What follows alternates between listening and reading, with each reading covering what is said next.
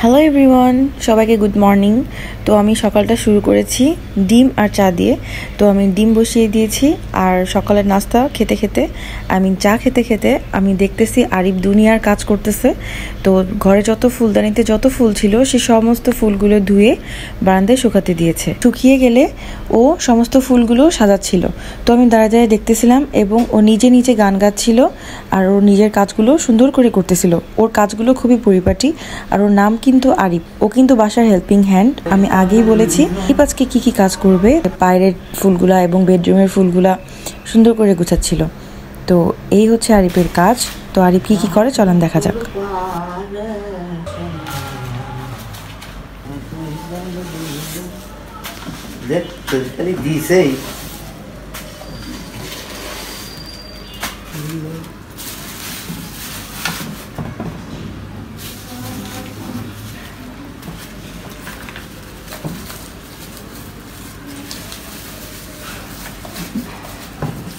মার গানটা গাও না আরিফ। মায়ের কামন যাবো জীবন রে।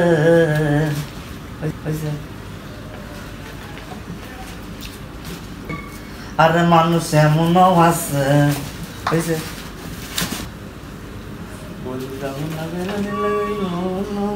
নাই পুরাপুরি পারলেও কত কথা কইতাম রে দুইজন পারে বসে।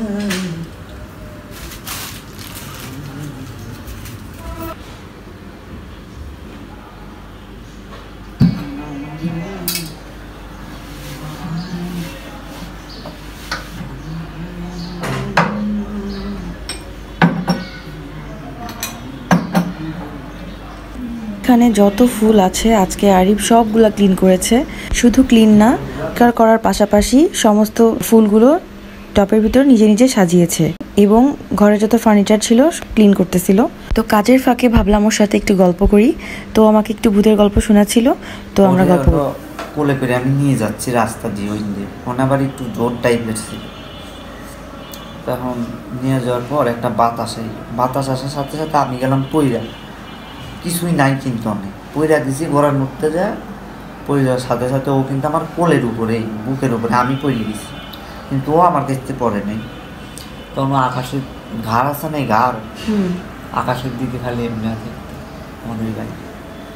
তোমার হাতে থেকে পড়ে যাওয়ার পরে হ্যাঁ ও খালি এমনি আছে আকাশের দিকে চায়।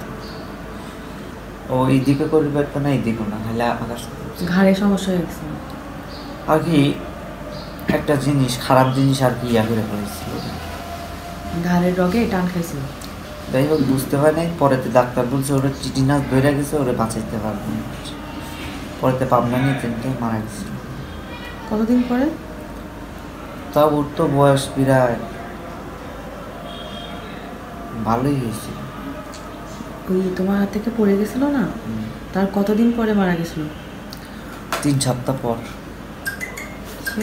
হ্যাঁ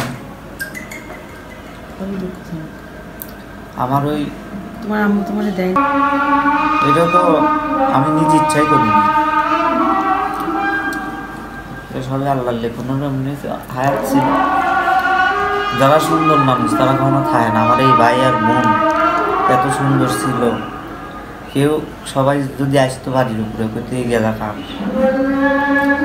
তখন আমি আমার কোলে থাকলে আমার অনেক মানুষ জিজ্ঞাসা এটা কি হয় তোমার, এটা আমার ভাই হইলে তুমি বিশ্বাস করে নিলি তোমার ভাই হয়তো অন্য কারো বললাম।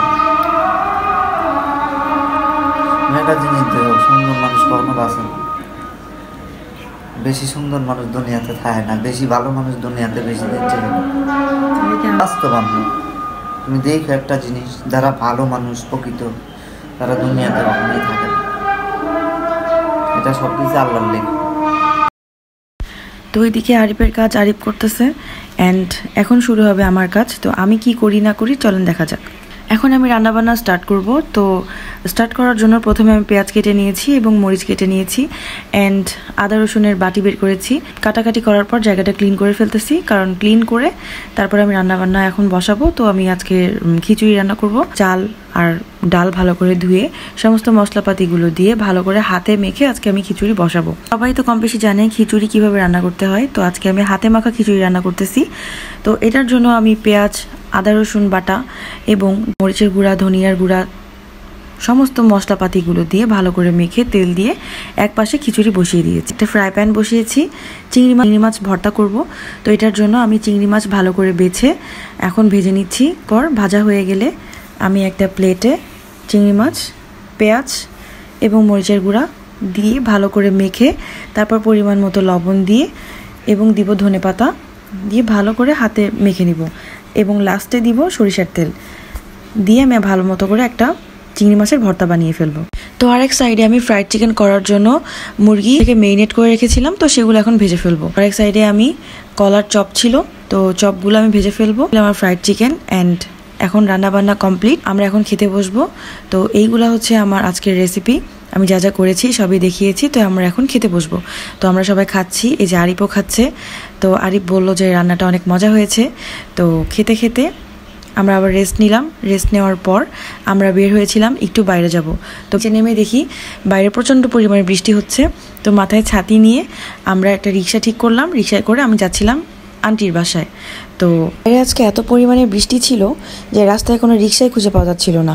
তো অবশেষে একটা রিক্সা পেয়েছি এবং আমরা সেই রিক্সাতে করেই আন্টির বাসায় গিয়েছি। এবং আরিফ তো ছাতা ধরে রেখেছে, এত পরিমাণে বৃষ্টি যে ছাতাটা বের করতে হয়েছিল।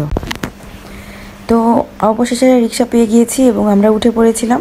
যেতে যেতে বৃষ্টির পানিতে ভিজে আজকে এত পরিমাণে ঠান্ডা লেগেছে যে কথাও বলতে পারতেছি না, গলা ভার হয়ে গিয়েছে। তো বাসায় ঢুকেই বানিয়ে ফেললাম 1 কাপ গরম গরম চা। তো আজকে আমি বানিয়েছিলাম গুড়ের চা। গুড়ের চা বানানোর জন্য গুড় নিয়েছিলাম, গুঁড়া দুধ নিয়েছিলাম অ্যান্ড চাপাতি ফুটিয়ে তারপর গরম গরম 2 কাপ চা বানিয়ে ফেললাম।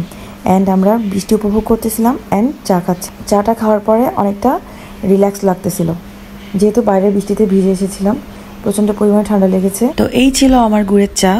তো অ্যান্ড রাতের স্ন্যাক্স হিসেবে ছিল চিপস এনেছিলাম, অ্যান্ড এটা ছিল রাতের স্ন্যাক্স। অ্যান্ড বাসায় আসার সময় এনেছিলাম নাচোস, কারণ একটু ক্রিস্পি খাবার খেতে ইচ্ছা হচ্ছিল। তো নাচোস খেয়েছিলাম এবং আমি বিরিয়ানি এনেছিলাম। তো এটাই ছিল আজকের আমার ডিনার, আর এই ছিল আজকের আমার দিন। And thanks for watching this videos.